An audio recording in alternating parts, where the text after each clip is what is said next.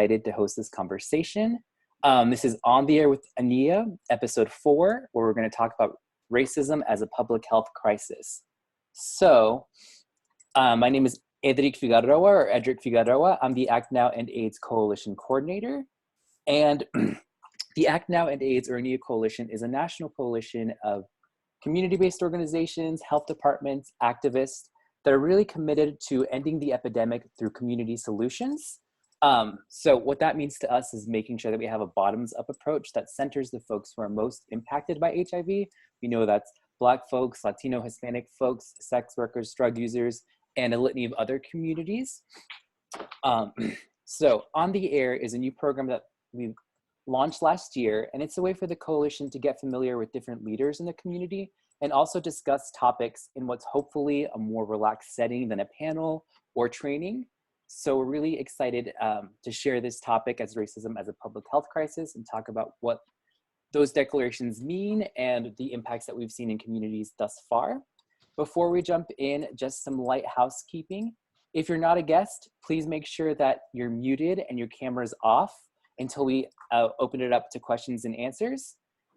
You're always welcome to type your questions in the chat, but we want to make sure we're hearing from our guests until we open it up to the general public. So if everyone could just make sure their camera's off and they're muted if they're not a guest today.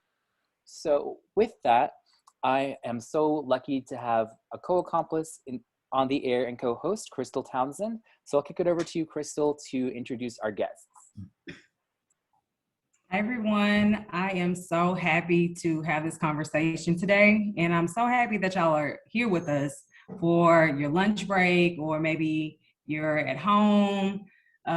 Maybe you're even cleaning at home. So I'm happy to have y'all with us. I am Crystal Townsend, and I am the coordinator for End HIV Houston. I'm in Texas, but End HIV Houston is a grassroots coalition focused on ending the HIV epidemic. And we do this work through the lens of racial and social justice. We are also a part of the Act Now End AIDS Coalition. So I'm happy to be here with y'all. And I'm also happy to introduce our special guest.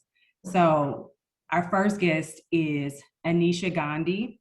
Anisha is the Director of Racial Equity and Social Justice Initiatives at the Bureau of HIV in the New York City Department of Health and Mental Hygiene. So welcome, Anisha. We also have Justin Smith. Justin is a part of the Campaign to End AIDS. Justin is the director at Positive Impact Health Centers, and Justin's out of Atlanta. And then finally, we have Council Vice President Andrea Jenkins of the Minneapolis City Council. So we are so happy to have y'all with us. And like Edric said, we'd like to have this be more of a conversation. So even though we have like specific questions for each of you, if you feel compelled to share, please do it. And also, if our guests have something to share in the chat, please do it. I'm looking at folks already putting things in the chat, so I love that. And we'll try to keep an eye on Facebook too. I wanted to start off with really just asking y'all, how are you doing? And I mean that intentionally and genuinely. And I want to know today, how are you? So I'll start with Council Vice President Jenkins. How are you doing today? Hi, Crystal. I wish I could give the perfunctory, I'm doing great, or I'm well, or, and I've been really trying to respond to that question with, I'm choosing to be well, and it is a choice. And I really am trying to choose wellness, but it's really tough. We are dealing with so many critical issues here in Minneapolis. I see Kevin Sitter is on the line from Minnesota. You know, I represent the district where George Floyd was murdered, and that murder prompted me to call on my colleagues to declare racism a public health emergency. And I think the challenge with feeling well in this environment is that racism is so deeply entrenched in every single aspect of our lives that even when we try to develop policies that can really address some of the concerns, the the deepitude of racism is just so incredibly challenging to dig out that it feels overwhelming a lot of days. And today is one of those days for me. I just, you know, I'm going to be chairing a city council meeting after this, where we're going to be talking about how do we keep our community safe during the trial, which is likely going to be the trial of the century, thus far anyway. And it begins on March 8th. And there's a vocal group of people who are, you know, don't want any investments in any support from law enforcement. And then there is a larger group of residents who are like, oh my God, we're afraid. We don't want what happened at the Capitol to happen in Minneapolis. We don't want what happened last summer to happen here again. How can we, you know, what are the plans to fix it? And, you know, there are no easy answers. So long answer to your question. I'm feeling very overwhelmed and very challenged. I think that was a perfect answer, and there is no right or wrong answer here because we are all experiencing, you know, COVID, and then you have like the racial unrest. And I think you came into my awareness through the George Floyd murder. And so I'm very grateful that you're here because I know that, and I've kind of researched what's going on in Minneapolis recently, and I know that you all have a lot to work through. So I can only imagine. Yeah, but thanks for the question. Yeah. Justin, how are you? Well, first of all, thank you to the ANEA Coalition for inviting me to be part of this conversation. And I'm just honored to be amongst such luminaries. So I am honored to be here.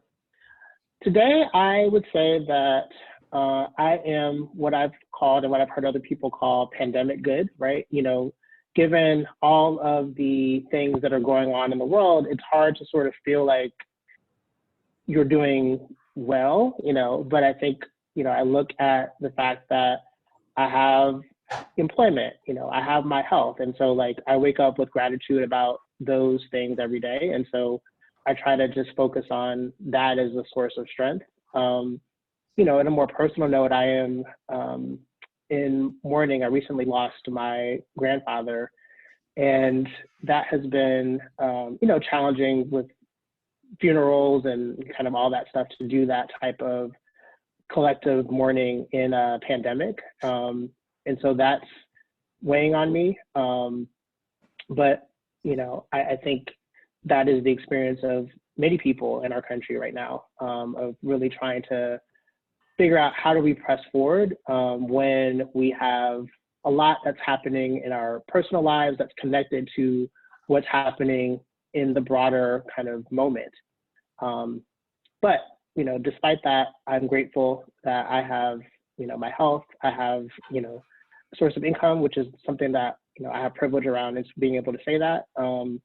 And, you know, I hope that we can sort of get to the end of the COVID-19 pandemic in the not too distant future. And I hope that we can also end the pandemic of racism, which I think is a, kind of a decades-long project that all of us are invested to see it through.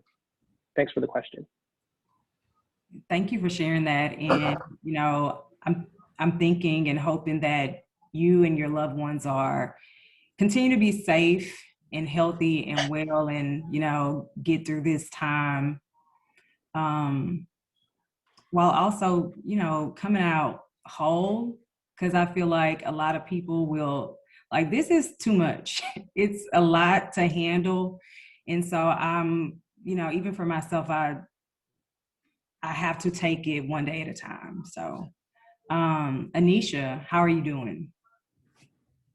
Thank you so much for having us and for asking, and to Andrea and Justin for your candid answers. I think absolutely taking it one day at a time has been really necessary this past year, and I'm very grateful to be, in a good place and in good spirits today. I was really looking forward to this very important conversation, so thank you for having us. And so sorry for your loss, Justin. I feel like I think that what's been, I think, very challenging, one of the many things that's been very challenging about this last year is that especially being in public health and part of our emergency response while also responding to HIV and these really traumatic racist events that are not new, but really have just exploded in a way that it's been really hard to process things and move through them and grieve and still continue to fight in real time. And so I feel like there are many days where, emotions are sort of catching up with me and catching up with us and may catch us off guard because there's been just so much to hold, I think, for everybody, and especially for communities of color in this last year. But yeah, the sun is out, and we're, also bringing this topic into the light, and for that, I'm grateful. Thank you so much for sharing.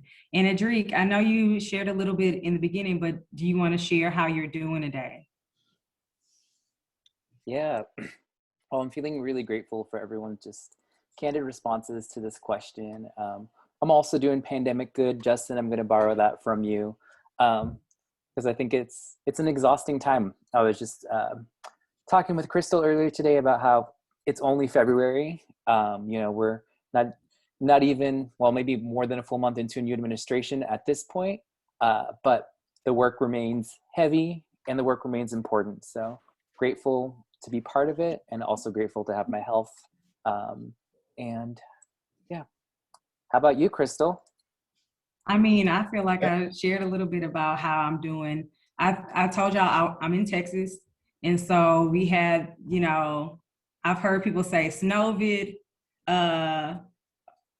Armageddon, something. It was just too much. Can Cruz made me cackle. but I'm doing okay today. So leading up to today, I had to process a lot because it was just too much. People, including myself, lost power, water for days. And so I have 3 small children, and they were troopers, but, I have family across the state who were without power for days. So 3 days. So, all of those things on top of a pandemic, it's like we don't have water. Well, how the hell are we washing our hands? So it's just one thing after another. And for me, I'm trying to find a way to channel my frustration, because what I'm finding, especially this year alone, is our elected officials, especially state leaders, local leaders, but particularly right now, our state leaders are letting us down, and it is impacting the most marginalized folks. Or, you could be middle class, low to middle class. You can be poor or po, like we say in Beaumont, where I'm from. But, we are all scrambling. Meanwhile, you have other people who have the means to leave the state. So, it's just too much. Yes, Olivia, snow apocalypse. That's the one. So Today I'm doing great, and I'm happy to have this conversation with y'all. And, I'm going to just jump right into our first question. So, we know that local governments and health departments across the country have declared racism a public health issue. But what does this even mean? And just full disclosure, we know that, there might not be a perfect answer to this, but I just want to throw it out there. Like, what does this even mean? Boy, I think I might start, Crystal, and definitely want to acknowledge the deep challenges you and your family are experiencing in Houston. And did you say you're from Beaumont? Yeah, I've actually been to Beaumont, Texas, which Okay. is a very, very small town. But yes, I have been there. I think, the declaration is important. And what it's about is really naming what we all know, or many people know, is the root cause of so many of the challenges and issues in our country, and in our communities. But without really identifying it as such, then we can't develop the tools, the processes, the measures to try to address it. So while when I initially made the resolution and began working with academics and medical doctors, even to craft a resolution, we didn't know where it was going to go, or what should actually go in it. And it took us about 6 weeks to really come up with a really good resolution to address it. But I think the most important aspect at this particular juncture is the recognition and the statement that so many communities around the country, and even here in Minneapolis, throughout the state, our county has made a declaration of racism as a public health crisis. The state has done the same thing. And so making that acknowledgement is the first step to, it's like determining, I'll use a personal example. 3 years ago when I was running for office, I was having some very challenging physical problems. I could not walk around and knock on doors, and like literally it was a challenge for me to walk. And I was going to doctor after doctor after doctor trying to figure out what was going on.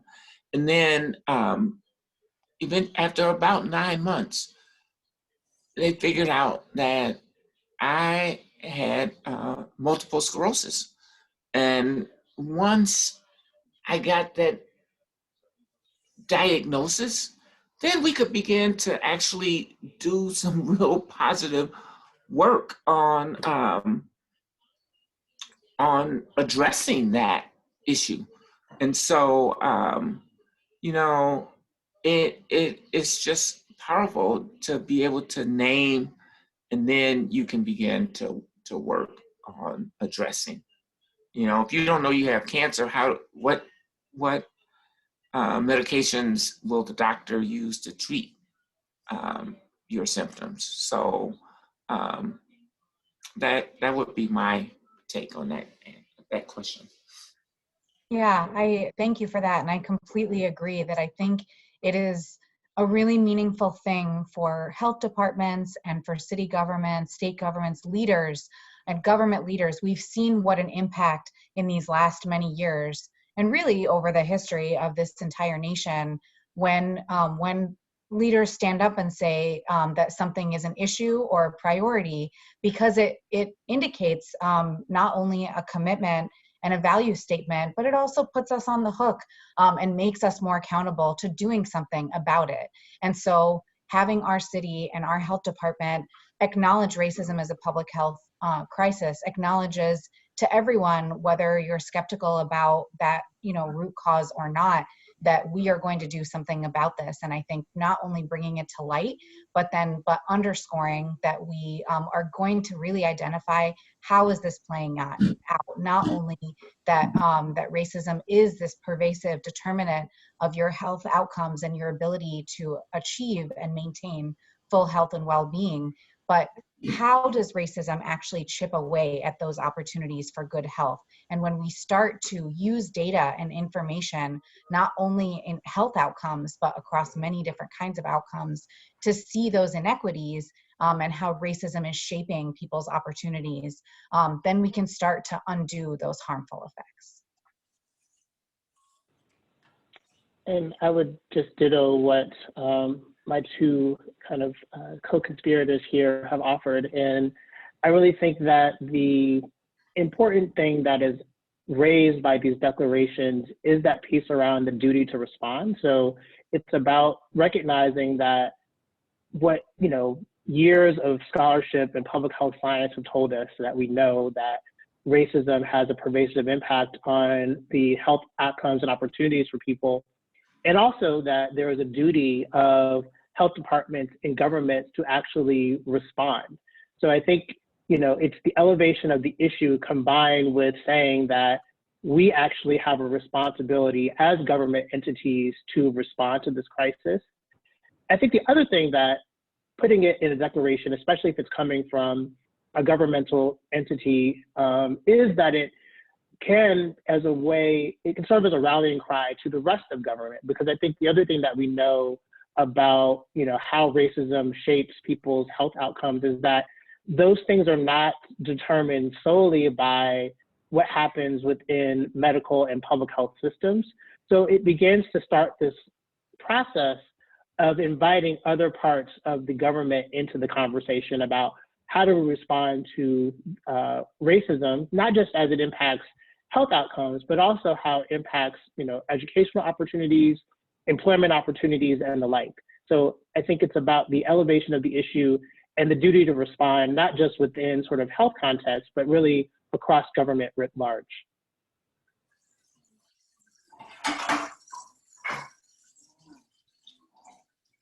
Thank you for sharing that. I think,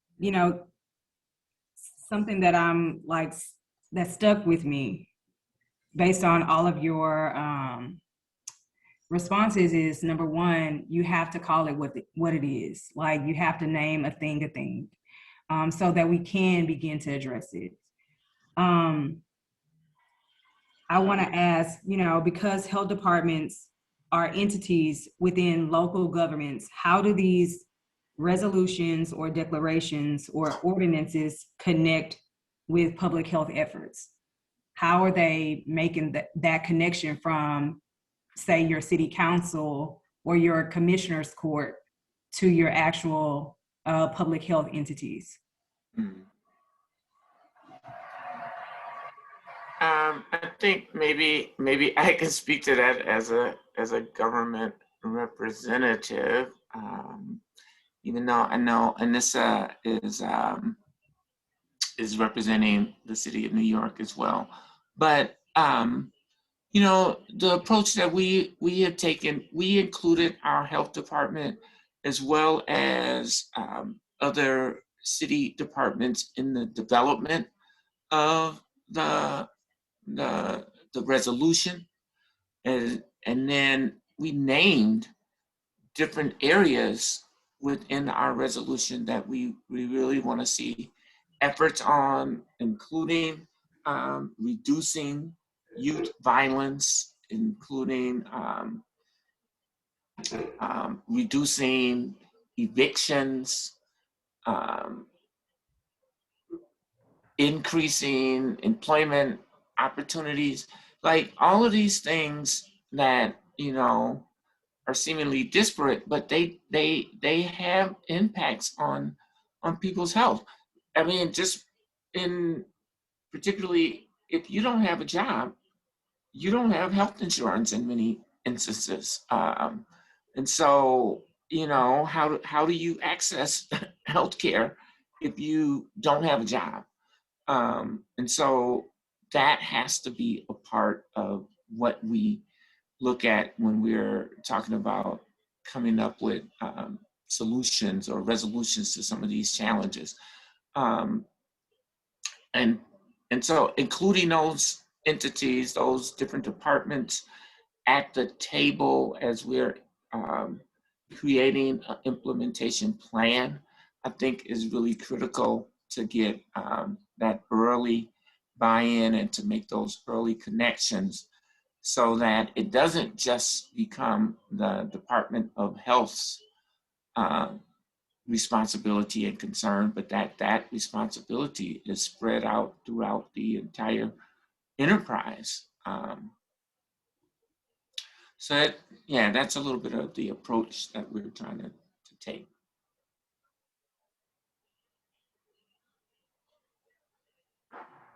Yeah, I agree with so much that's been named. And in terms of how this connects to our health department, which is a city agency, we actually have been, I think, across our city agencies, one of the leaders in really pushing for a racial equity centered approach to the way that we do our work.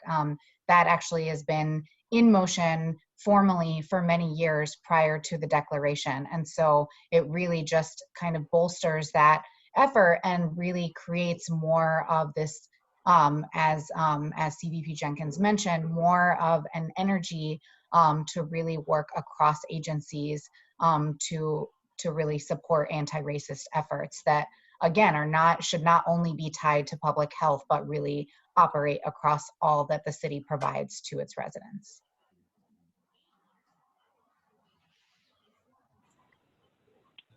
And I think just from a community standpoint, I think, again, it's really about this accountability piece. So given that these declarations have been put out there, it allows for community organizations and those sort of outside of the formal government structure to have something that we can, you know, hold as a pressure point, right? Is to say that we saw that you made this declaration and we want to try to make sure that we continue to push that if we don't see, you know, progress, that we need to continue to have those conversations that move the issue forward. And I think, you know, one of the areas that is an opportunity for these important first steps as we think about kind of what's next is how do we translate these declarations into kind of budget line items and programs and policies that flow from that actually turn into resources that can be invested in our community. So I think that these are really important first steps, and we want to make sure that we're continuing to move down that continuum from, you know, the declaration to something that is more of an implementation strategy. So I think that that's where the, you know, opportunity lies for those of us in the community to try to push our electeds and our health departments to continue to provide additional resources that support the goals of, you know, ending racism as a public health threat. Thank you for sharing. And to that end, you know, I would suggest that we really take an anti-racist approach to this research, and what that means is, you know, instead of thinking about what's wrong with people of color or what's wrong with Black folks that makes them die younger at higher rates and suffer from more illnesses, we begin with the premise of, you know, how do systems and policies and social structures combine to create these conditions for poor health? And then, you know, include the people who are most marginalized, most impacted, you know, by these issues and concerns in the in the implementation phase, that they are helping to design and create the solutions that will potentially have, you know, hopefully positive impacts on their own lives and their own health outcomes, to make sure that, you know, that they are included. And even in many ways, and I've seen it, you know, people being included in that development are on the way to achieving more positive outcomes just from that process alone, just from being engaged. So we have to start with an anti-racist approach to implementation. Thank you for sharing that, CVP Jenkins.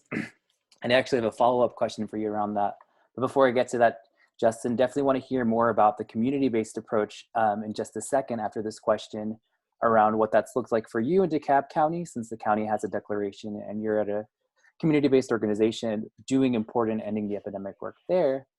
But CVP Jenkins, since you mentioned implementation, I know that this is a life of, well, for some folks might be a lifelong journey of tackling institutional racism, and for cities and health departments, it's definitely not something that can be done overnight.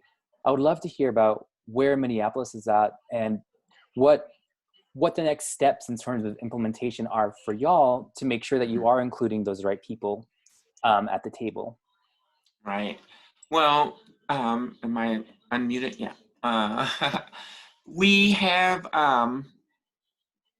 we've really just begun to develop the implementation plan. I mean, as you might suspect, you know, we've been dealing with the unrest from the murder of George Floyd, which led to lots of physical destruction in our communities, as well as other health impacts. And we're simultaneously, you know, testing for COVID-19 and vaccinating people and trying to do that in an equitable way, which is really challenging. I mean, there's so many variables and factors involved with that, from the reality that many people of color are skeptical of the vaccines and need to be convinced.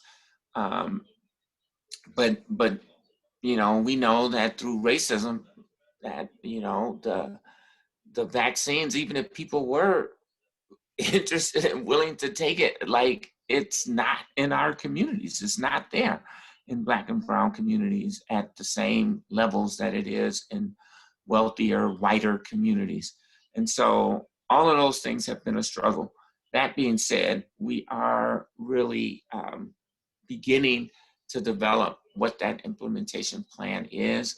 We created what we call a SPAC, and that's a Shared Power Advisory Committee. And those folks are community-based organizations, representatives from community-based organizations that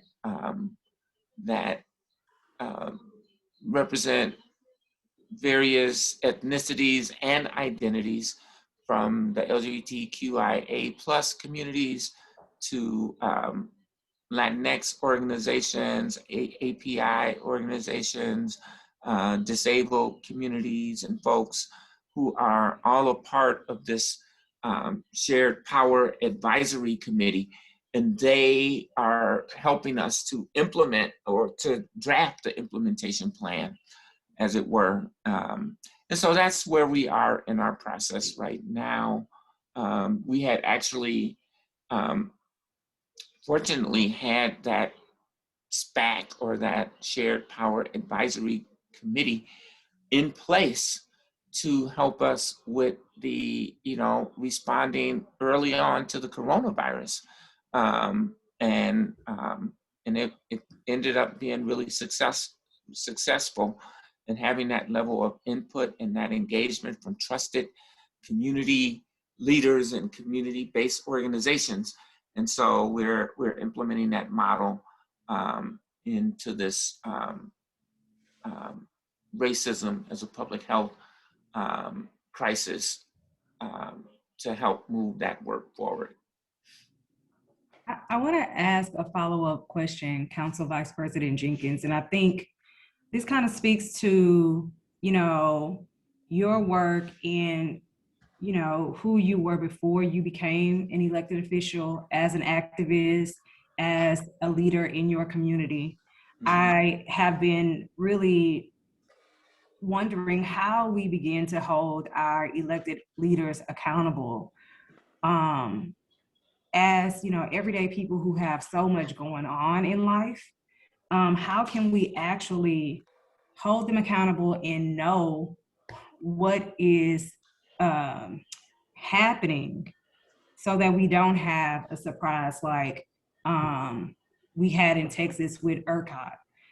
I've been really thinking about how we do this in a way that, you know, does not exhaust the very people we're trying to uphold and support and, you know, break down these white supremacist systems for. So I've been thinking about that. I wanted to hear what you had to say. Yeah, you know, it's a really, it's a very important question.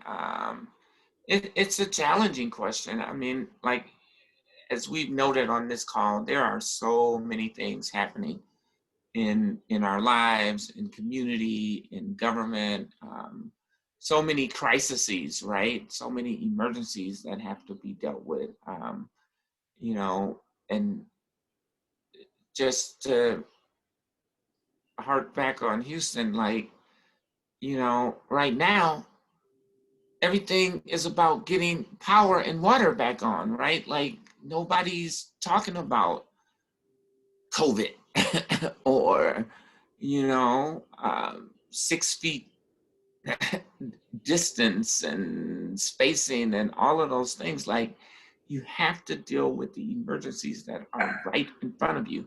And one of the things that is happening so rapidly is that we're getting all of these different crises all at the same time. And so it becomes overwhelming, you know, for a lot of elected officials. And I guess I can only speak for myself, but you know, I mean, the old ways of contacting your elected officials, reaching out to them, I mean, that's still effective. I mean, I get emails every day, phone calls, letters, and they really do impact how I'm thinking about a decision.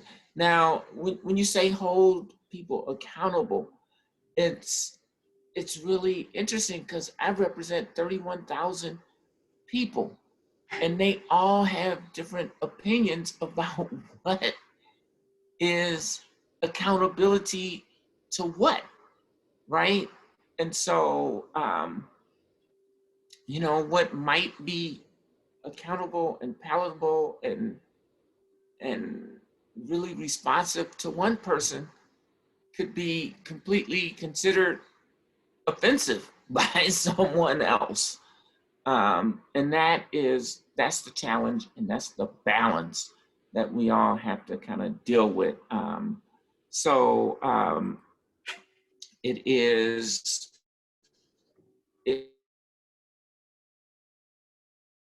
I think it's important to talk to your representatives, to continuously send messages, and really just stay diligent. And I know there's so much going on. It's really hard. People are dealing with their own individual crises beyond the major issues that are happening around us. But, you know, staying in communication, staying in partnership. One of the things that is being talked about so much is co-governance. And I think that can come from engaging with organizations that have a policy focus, and then they can communicate with those policy makers and have those kinds of co-creation of policies and initiatives to On move on forward. that note, I know New York City, the health department, the Department of Health and Mental Hygiene there, Anisha, your position seems like it might be just that, like a bridge between the policy and some of the health department efforts on the ground. I'd love to hear a little bit about how that position came to pass, what's currently being done. Murray put in the chat that New York City recently had a bill introduced, supported by the Center of HIV Law and Policy, that required providers to have a CME training in sexual health, sexual orientation, HIV, and STIs. And do you think a similar requirement on racism is a good idea? I'd love to hear your thoughts on that as well. Sure. So I'll try to be brief. I could talk about these things all day. It's such important topics. But as I mentioned, I feel very grateful to be at an institution that for many years now has really worked to center racial equity and social justice in all that it does, and really build that in to our policies and practices and programs, with the idea being that when we systematically center racial equity in our own institutional reform, and that's everything from how we hire people to how we contract vendors and disperse money throughout the city, to how we collect and report data and and disaggregate it in meaningful ways to be able to track equity or lack thereof. That when we do that and center race and ethnicity, and also think about gender identity and expression and sexual orientation in all that we do, that we hope that those combined efforts lead to a reduction in health inequities and those disparities that we see across HIV and so many other outcomes. And so this work, our agency-wide initiative is called Race to Justice, and launched in 2016 under a former health commissioner, and is continued. And it's thanks to that team really creating a robust infrastructure and really an organized collective across our agency, which is one of the largest health departments in the country, that it's become a movement, and one that is sustained. And so, this work, as we all know that HIV is one of really a host, and maybe it's sort of a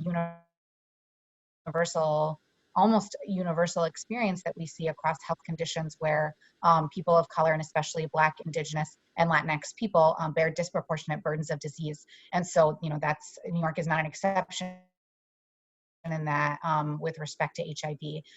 And so, this work of this institutional and internal reform in really centering race and racial equity in what we do, alongside really actively working to build that out in our external facing work, there's so much work to be done that we advocated, and under the support of our former assistant commissioner, Dr. Oni Blackstock, that our racial equity and social justice initiatives program was created. And so I, in my role, am really fortunate to be co-leading some of our ending the HIV epidemic work that, through the new kind of funding and resources invested through the federal administration, alongside also being involved with across all of our programs in our Bureau of HIV, as well as across some of our work in all of disease control and in the agency, to really think about, again, just how do we operationalize this? It's not enough to just say, race and racism matter, but what does that look like in terms of how we shift our planning and our programs and the way that we work together? So, delighted to be able to hold both of those things of internal reform as well as external facing change.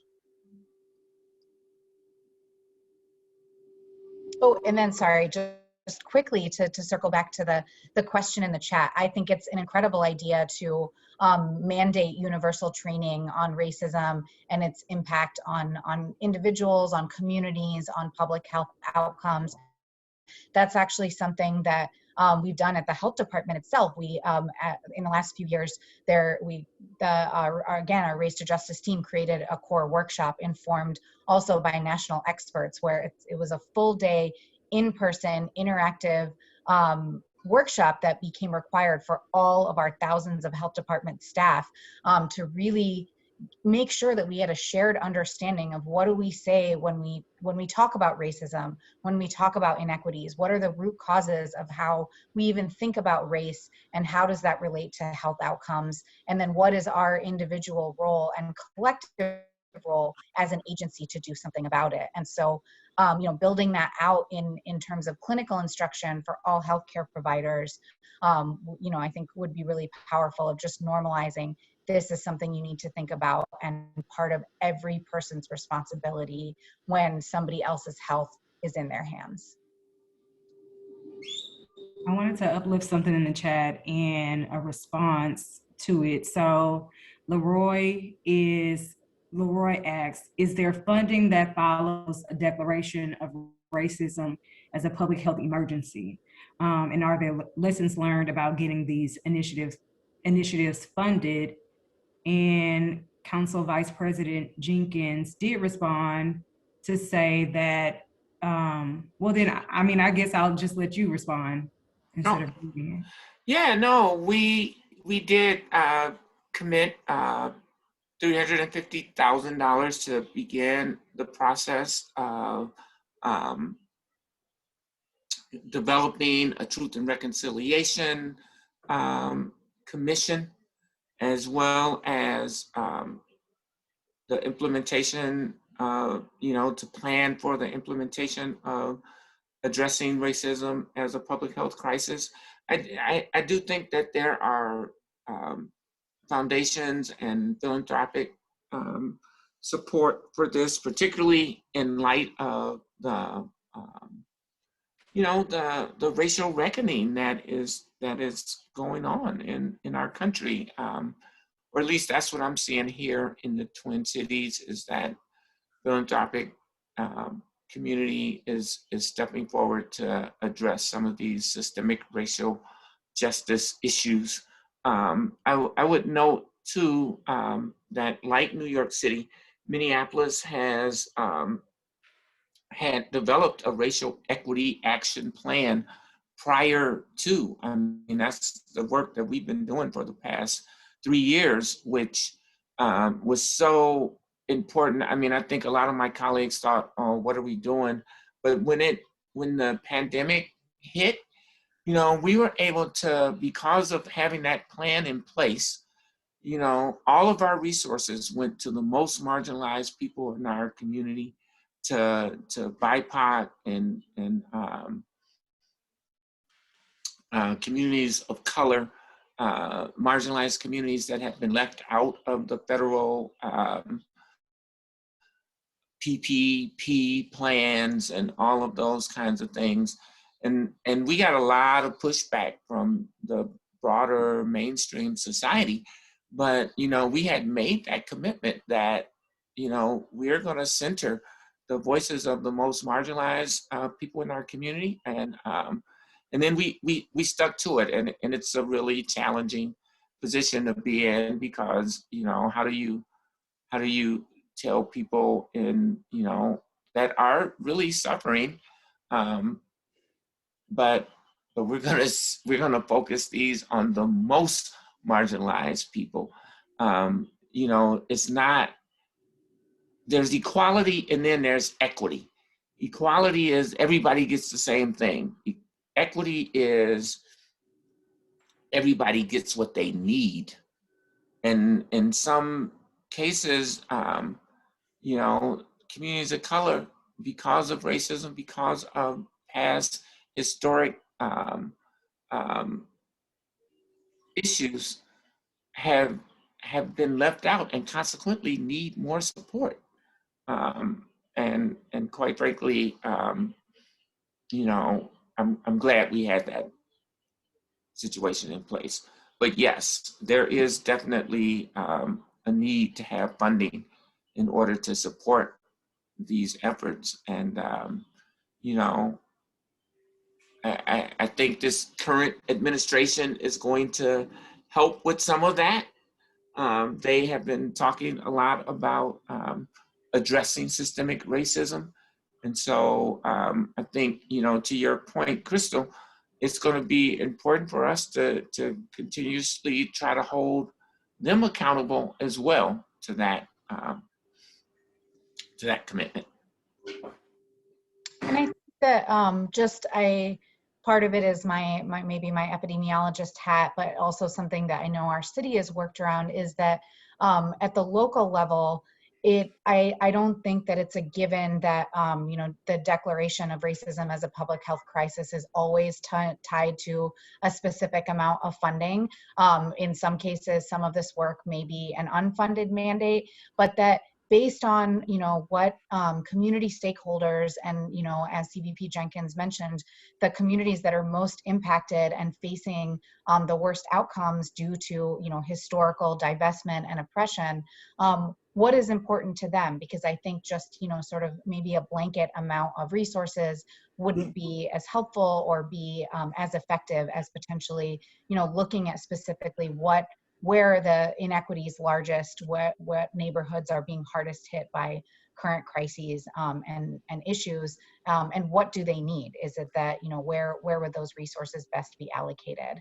I do know that, just last year, actually, in sort of in alignment with a lot of this work, our mayor there's now actually a chief diversity officer at every city agency, and part of their work is also to make sure that we really continue to support contracting and working with a minority and women owned business enterprises. So, and part of that is really making sure that economic opportunity is more equitably distributed, given that the city is a really large kind of contractor or client to have, that as we know that poverty is also, again, at the root of so much poor health.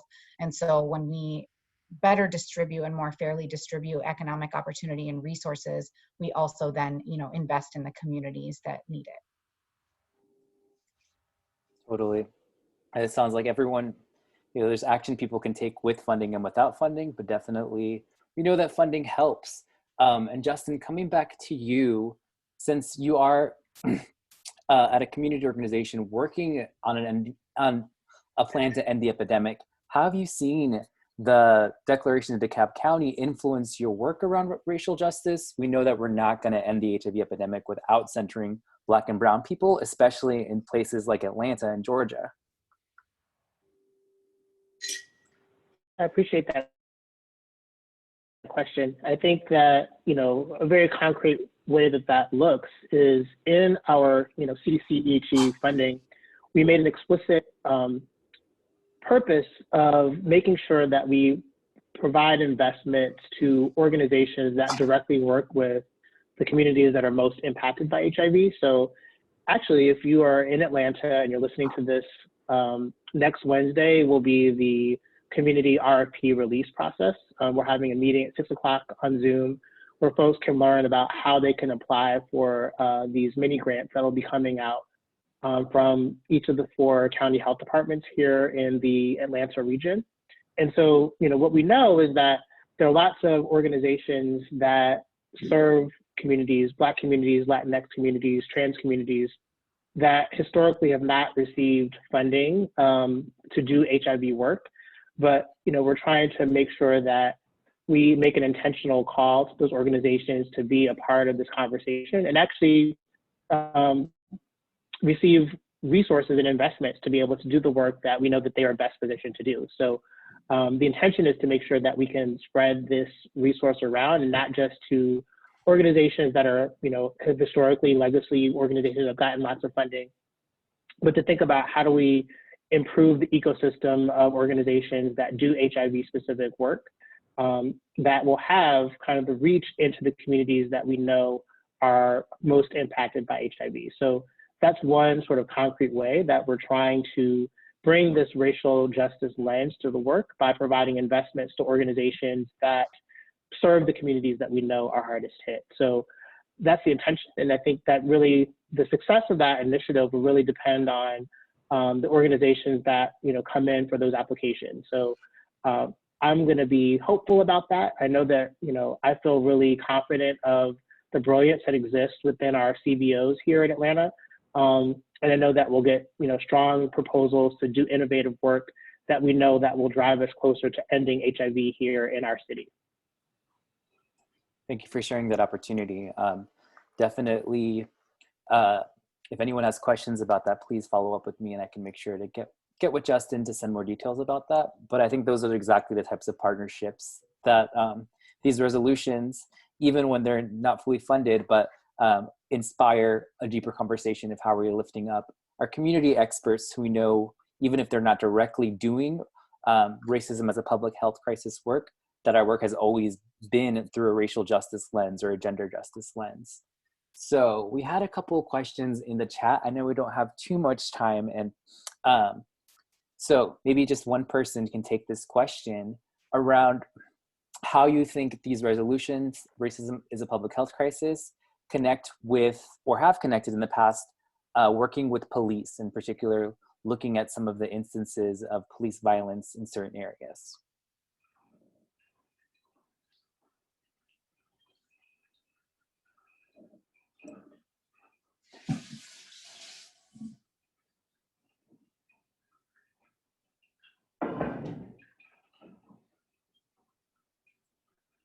What was the question again, Andrea? Can you repeat it?